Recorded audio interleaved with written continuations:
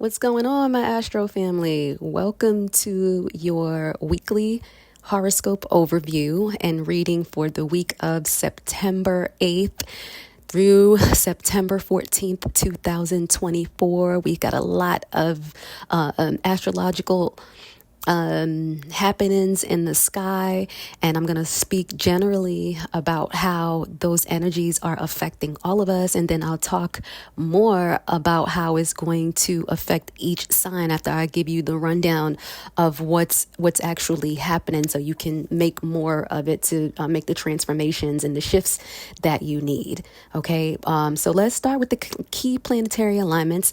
First, we have the Sun opposing Saturn. And with this aspect, you might feel like you're losing a little bit of your confidence because of negative thinking, which it's leading to moments of self-doubt. Unfortunately, this is the effect of Saturn.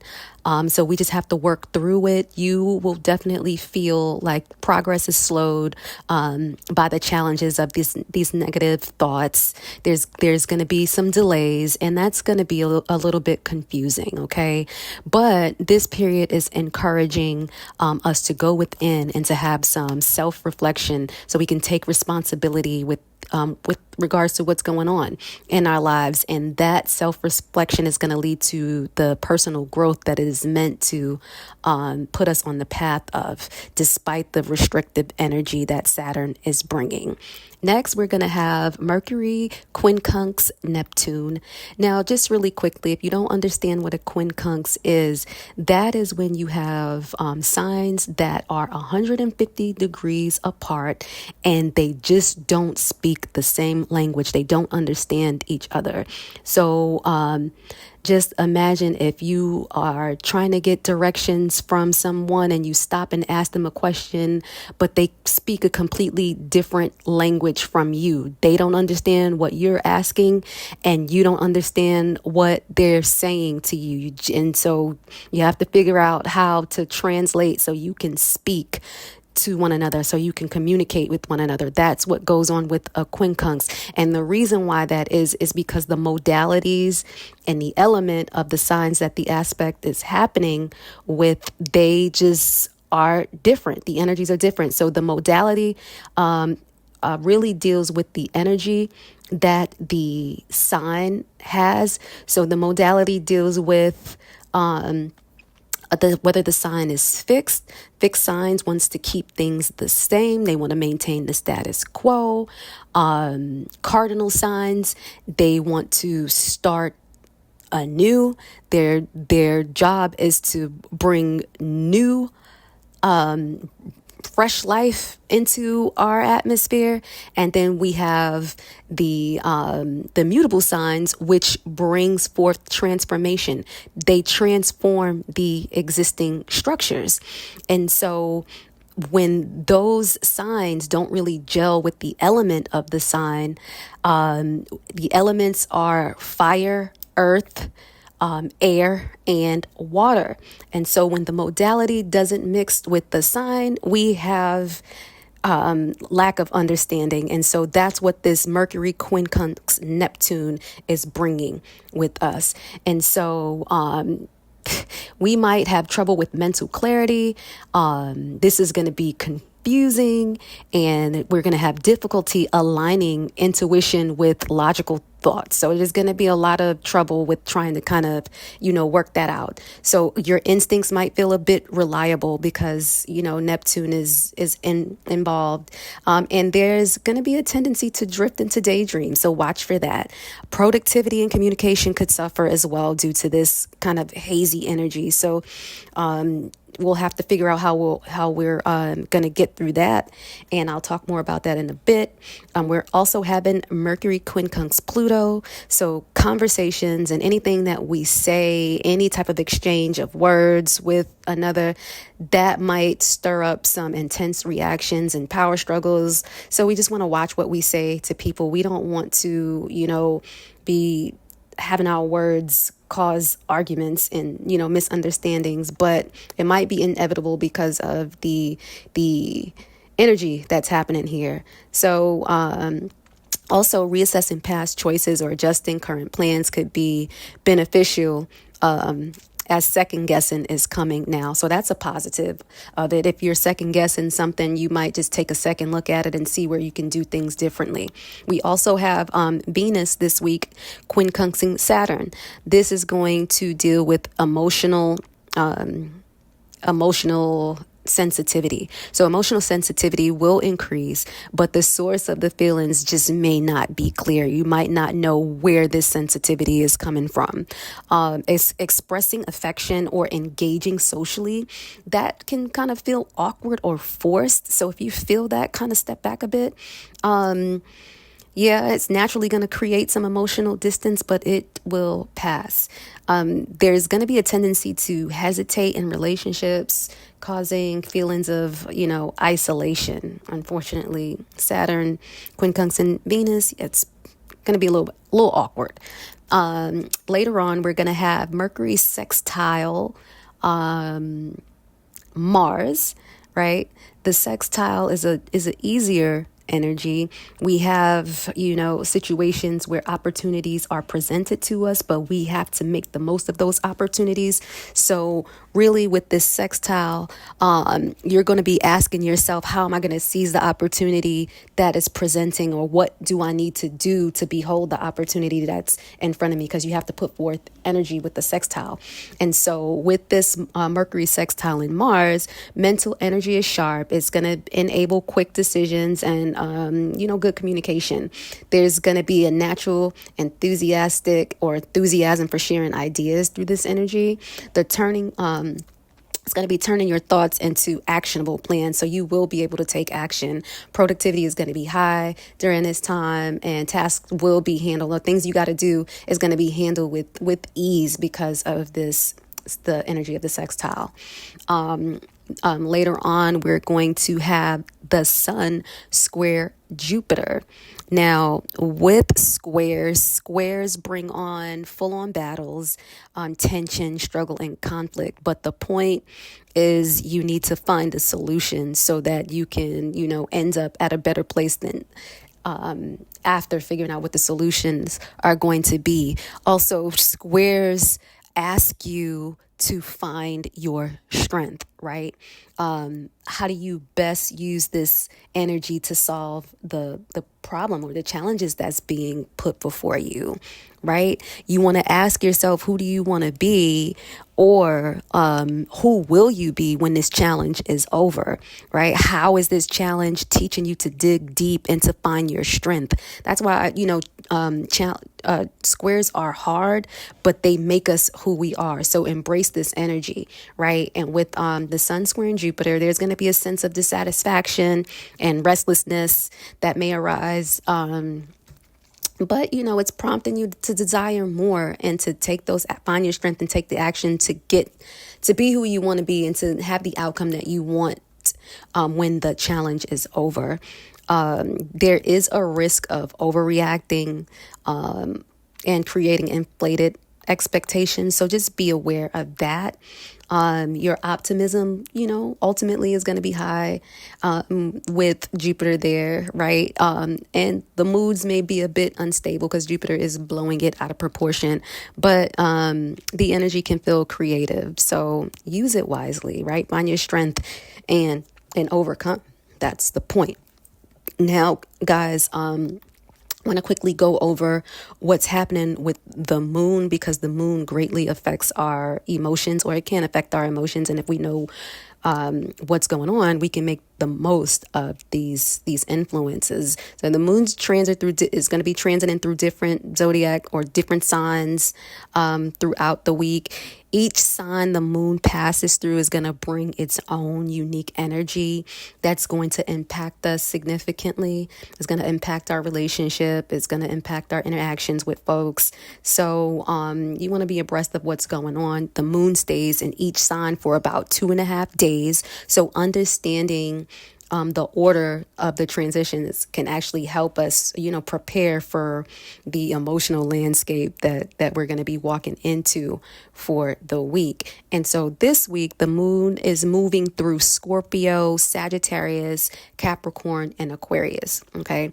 And so when the moon is in Scorpio, our emotions are deep and intense, driving a desire to explore the underlying truth of situations that we're in the midst of. And so there's a strong pull towards introspection with this transit, and it's making it a powerful time for personal transformations and shedding old emotional baggage. So feelings of progressiveness or suspicions may also arise. So it's essential to avoid any manipulative behaviors or obsessive thoughts at this time. So you're warned, right? The best activity, you want to manage your finances during this time, engage in deep self-reflection or research. You want to work on personal transformation or psychological healing. That's great with this energy. This energy is great for that. The moon in Sagittarius is going to bring a sense of optimism and adventure, pushing you to seek new experiences and explore different perspectives. All right. It's going to shift the focus away from the details and the desire to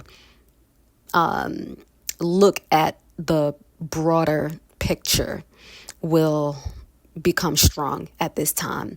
Spontaneity is the key here, and there's going to be a tendency to act on impulse rather than on plan. So watch out for that. There may be a risk of overextending yourself or exaggerating situations. So it's important to stay grounded during this time. The best activities at this time is going to be traveling, embarking on new adventures, engaging in physical activities or sports, learning new things or pursuing higher education. Taking part in spontaneous, exciting ventures is also good at this time. And so when the moon is in Capricorn, the need for structure and discipline is going to become more apparent, and that's going to push you to focus on long-term goals and responsibilities. Time management becomes a priority, and there's a strong desire to work towards tangible results at this time.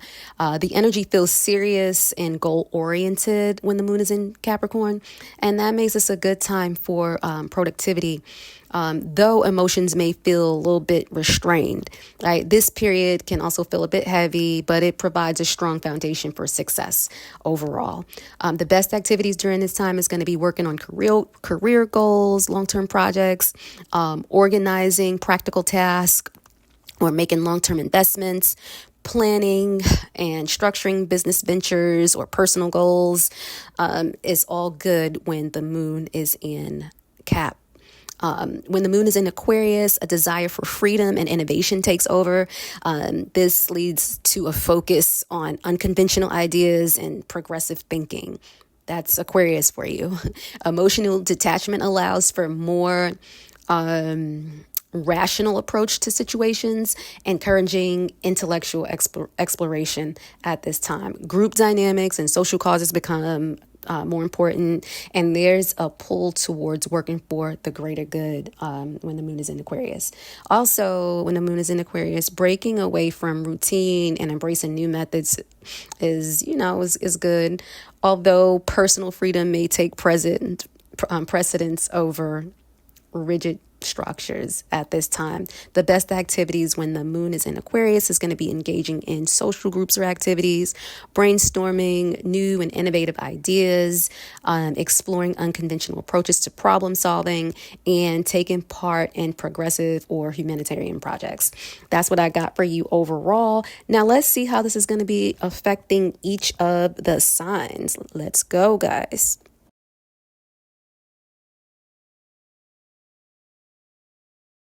Pisces, the week is starting off Sunday, September 8th with the moon in your ninth house. You might feel a strong urge to escape your routine and take a short trip or vacation. Shifting your focus from daily responsibilities to big picture thinking will be a thing when the moon is in your ninth house, because that will be refreshing for you. Expanding your horizons and seeking new experiences will help you gain a better perspective on current issues. So use the energy wisely, my dear Pisces. Pallas Athena has been squaring your sign since September 4th, and this will happen through the 11th. That might have been or might continue to make you feel defensive about your beliefs or personal opinions, sensing that people might challenge your views. That just might be something that you're thinking and not necessarily so. But nevertheless, if conflicts arise, try to use a calm, logical approach instead of reacting emotionally. It's going to be a good time to hold on to commitments you've made and avoid revealing too much of your creative ideas and or plans to others. Keep them close to you until this energy blows over after the 11th. On the 9th through the 10th-ish, Mercury is oppose your sign. So now is going to be a great moment for meaningful conversations with those close to you. You'll benefit from listening to others' perspectives, whether from a friend or a professional. This could benefit you greatly. Be open to receiving advice or feedback from these folks, as it can help you navigate your personal challenges and things that's coming up with great clarity. Okay. Mercury will move and aspect your seventh house between the 8th and the 26th at various points, depending on where Aquarius falls in degree in your chart. At this time, you're seeking guidance and exchanging ideas with others that will help you sharpen your own thoughts. Discussions with partners or colleagues, those folks in your one-to-one relationship, will likely bring valuable insights and lead to a resolution to ongoing issues that may have been presenting over the last couple days. You'll be more objective and willing to consider opposing viewpoints, and this can improve your negotiations and your interactions within your one-to-one relationships. The moon in midweek will square your sign. So you might feel emotionally out of sync when this happens. Emotionally out of sync with others, finding it hard to align with the flow of, events. That's what squares do. They challenge us. When we have a square, they call us to find our strength, to figure out where your strength lies and how you're going to be a better person after this challenge presents. After all, it is the moon. It will pass quickly. The moon will then go into your 10th house. That's when it squares you. Actually, career and long-term goals take center stage, and your actions are going to be visible when that happens. You might feel exposed because this is your area of your reputation and your public image.